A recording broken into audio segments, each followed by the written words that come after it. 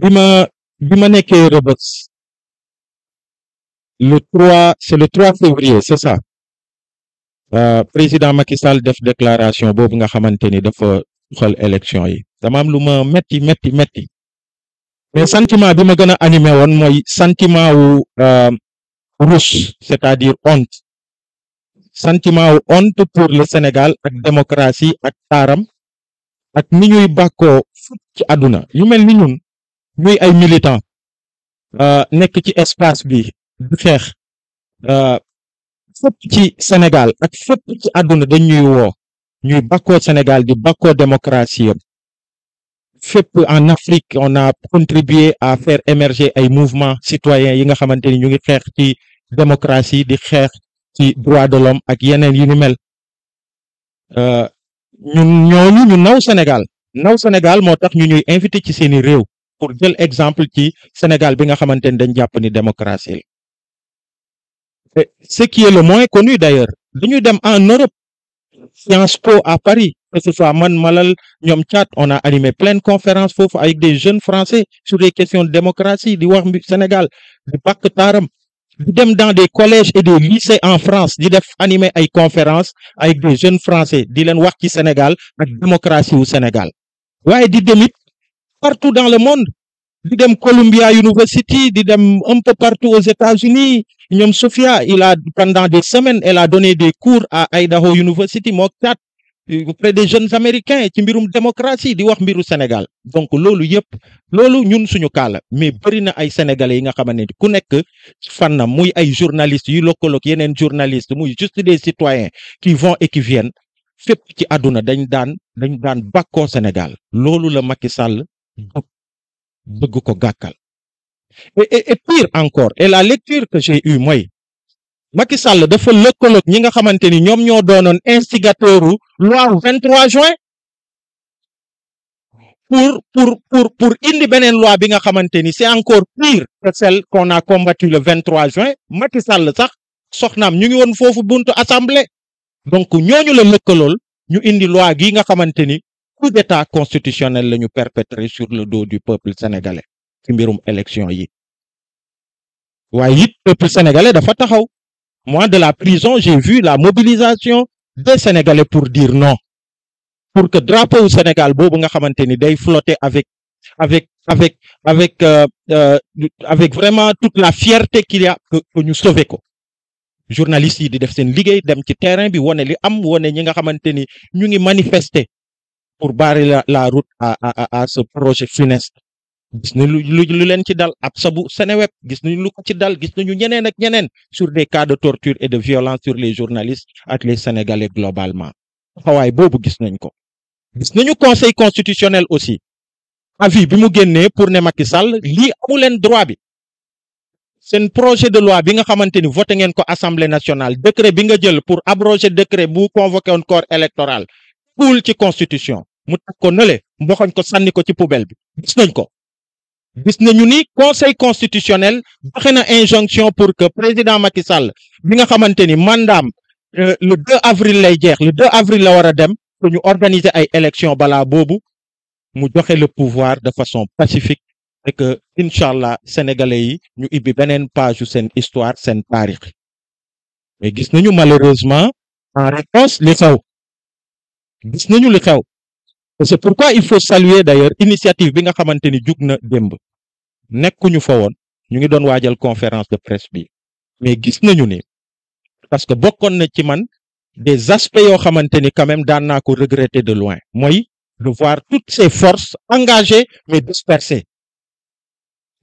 vendredi passé xawma samedi passé ñu ne le matin F24 mu ngi Grand Yoff ñu ne après quelques heures après les familles de victimes ñu son xawma terrain wu xaar yàlla au même moment ñu ne aar sunu élection mu ngi esplanade du mairie wu xawma fan cette dispersion là elle ne profitait qu'à Macky Sall et hier bi ma gisee ni am na benn front bi nga xamante ni F24 FC25 ak aar sunu élection ak toutes les synergies dañu booloo ñu doon benn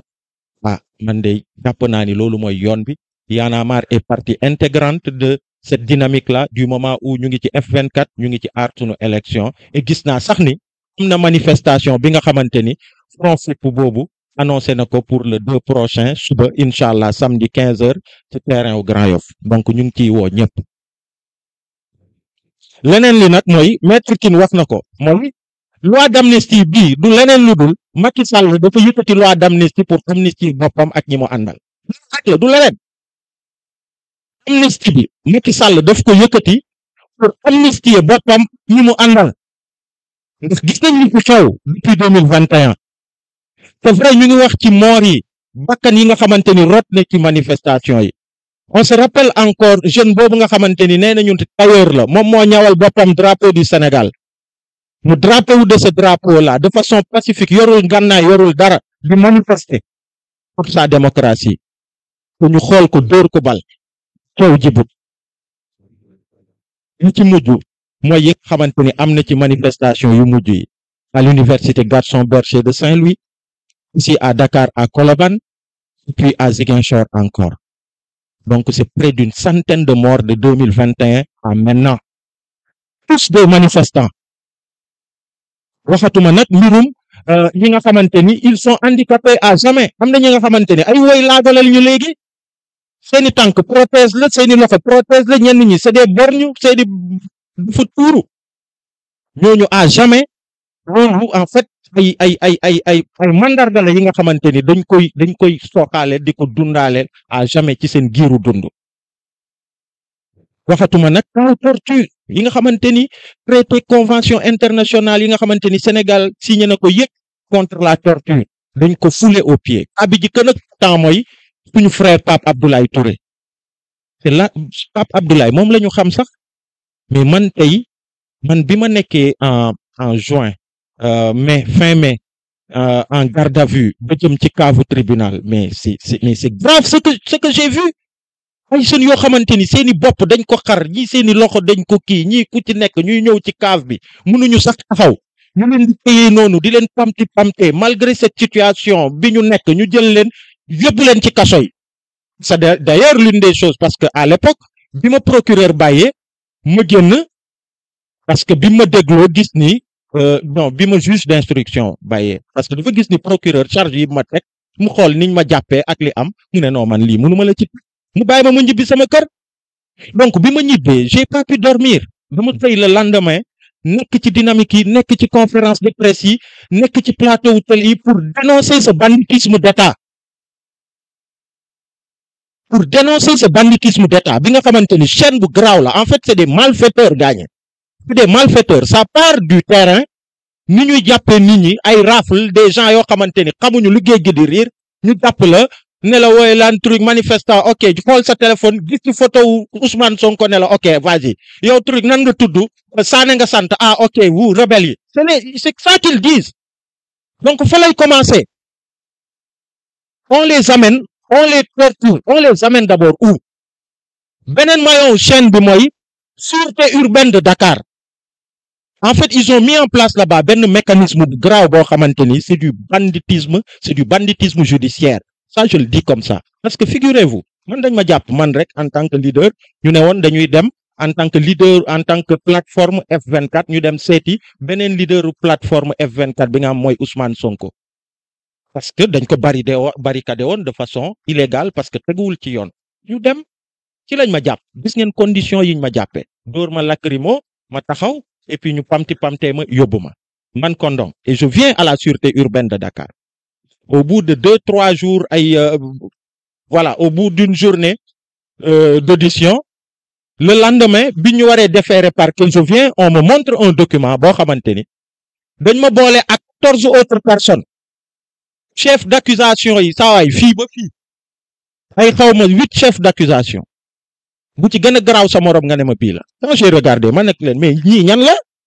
ñu ne ma non ici c'est comme ça xawma lan ak lan signé ma ne leen lii du ma ko signé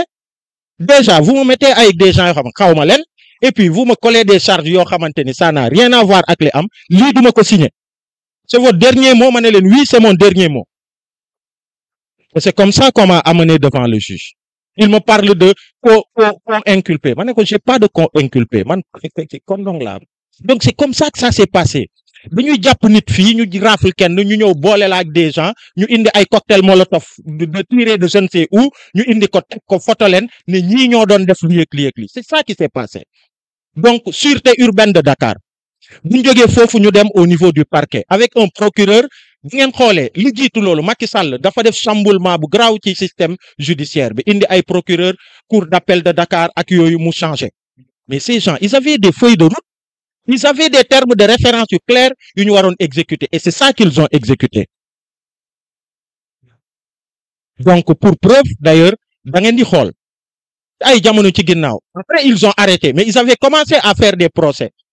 mais à chaque fois que procès am ñi dem procès dañ leen di bàyyi ñi ci mujj c'est un groupe dañ ne ni non seulement dañ ne ni ñooñu dañ leen bàyyi parce que ñu ne les faits dont il est question c'est-à-dire liñ leen ne ni moom lañ leen tuumaal faits yi sax moo amul nga mun nañ ne ni faits yi am na mais kii ñu jàpp du moom mais c'est-à-dire tribunal dafa ne ni faits yi ñu leen di toppee moo amul ñu bàyyi leen ñu ñibbi seeni kër donc te ay doomu jàmbur ci kaso bi parce qu'on parle des morts on parle des mutilés on parle des nu mu tuddati ñi nga xamante ni ñoom ñooy les torturés mais ceux qui sont victimes de détention arbitraire aussi gaañe c'est un drame wax nañ ko ci texte bi ils sont près d'un millier ñu tëj leen ci kaso yi ñu ci bëri ci ñoom ils prennent tey des séquelles yi nga xamante ni c'est physique am na ñi nga xamante ni bi ñuy dugg ay góor yàlla la ñu woon am seen doole Azoura Fall mais il est sorti de Rebeuss ak békki te xaw na tane tuuti sax am na ñi nga xamante ni ils vont traîner des séquelles psychologiques man gis naa ay ndaw yi nga xamante ni ñu ngi naan free diw mais bis bu mu génnee ay mbokkam dinañu xam ni kii tàggatoo na ak sagom te defut dara et au nom d'une loi d'amnistie léegi ñu ne loolu yëpp dañ koy fàtte cette loi d'amnistie de Macky Sall bi nga xamante ni moom boppam la bëgg amnistier ñi mu àndal loolu mënul nekk il faut que sénégalais yi ñu taxaw ci et heureusement que famille wu détenu yi ak tous les sénégalais épris de justice nee nañu nanguwuñu loi d'amnistie bi et d'ailleurs loolu moo waral Y'en a marre ñu jàpp ni dañ ko war a xeex avec tous les sénégalais ñu taxaw temm en même temps qu'on se bat pour que coup d'état constitutionnel bi Macky di perpétrer mu bañ a jàll que auprès des juridictions internationales à partir d'aujourd'hui dinañu engager lutte bi nga xamante ni comme ni ko maître Tine waxee ak Senghane Senghor déjà man biñ ma arrêté le 23 novembre 2023 Nations Unies dafa bind état du Sénégal benn lettre officielle bi nga xamante ni mu ngi ci sama téléphone bi pendant 60 jours ça a été confidentiel mais après les 60 jours def nañ ko ci seen site Nations Unies dafa saisir état du Sénégal sur mon arrestation pour réclamer ma libération après avoir enquêté ñu ne je suis un détenu arbitraire que même dans les conditions de détention ak yooyu ils se sont inquiétés exiger à ce que état du Sénégal mu joxe des explications et quand l'état du Sénégal le même jour à Genève a donné des explications yoo xamante ni tegoo ci dara ils étaient même pas en mesure de dire pourquoi je suis arrêté mais ils reviendront pour de plus amples informations jamais ça n'a été fait mais ñooñu bàyyiwuñu les Nations Unies n'ont pas laissé ce dossier figurez-vous qu'il y a 3-4 jours j'ai été recontacté et d'ailleurs cette lettre là bu ngeen demee ci site Nations Unies di ngeen gis ni ñu bëri ñoo ko signé notamment la rapporteure spéciale des Nations Unies sur la situation des défenseurs des droits de l'homme, le rapporteur spécial sur la protection des droits et libertés d'opinion et d'expression, et puis le rapporteur spécial sur le droit de réunion, de participation et de liberté d'association, donc le 22 novembre. Donc, ils m'ont recontacté pour dire que ils voudraient travailler avec Y'en a marre et toutes les entités au Sénégal. Ils ont monter un dossier sur la question des détentions arbitraires, mais sur tout ce qui s'est passé au Sénégal. Donc, c'est pour dire que loi d'amnistie, on va se battre parce que il faut que nous taxaw tem. Mais tey bu dee dañ ko jàllale Assemblée nationale tout ki nga xamante ni député nga wala qui que ce soit nga bokk ci ñi nga xamante ni loi bi dañuy fexe ba mu jàll na nga xamante ni sa responsabilité elle est engagée. Parce que dinañ def li war d'abord auprès des juridictions wax na à Nations Unies on a parlé de la CEDEAO mais aussi l'autre aspect mooy dañu ne ni te maître wax na ko heureusement il nous rassure mooy loi def loi mën na ko dindi. Et c'est pour ça qu'on interpelle aussi tous les candidats à l'élection présidentielle pour leur dire aussi que ñoom aussi il faut que ñu jouer le part du combat, c'est-à-dire qu'ils prennent un engagement comme quoi de la même manière qu'on va se battre ici et à l'international tey jii nii bu dee jikko yi lëkkalewaat nañu sax pour porter un autre coup fatal à la démocratie sénégalaise en votant cette loi ñu engagé wu à ce que tokkuñ ci fal bu ñëwee taxaw loi bi dañ koy abroger lu la ko def lu ko koy dindi lu loi def loi mën na ko dindi. Donc ça c'est un message qui est adressé à tous les candidats yi nga xamante ni ñu ngi daagaan baatu askan wi pour que ñu jël cette responsabilité et que ñu jël engagement boobu face au peuple sénégalais. Donc loolu laa bëggoon def comme résumé en wolof. Comme ça permettra d'éviter peut-être beaucoup de questions parce qu'on a perdu déjà beaucoup de temps avec le retard. Donc merci beaucoup. Peut-être Malal, si tu as quelque chose à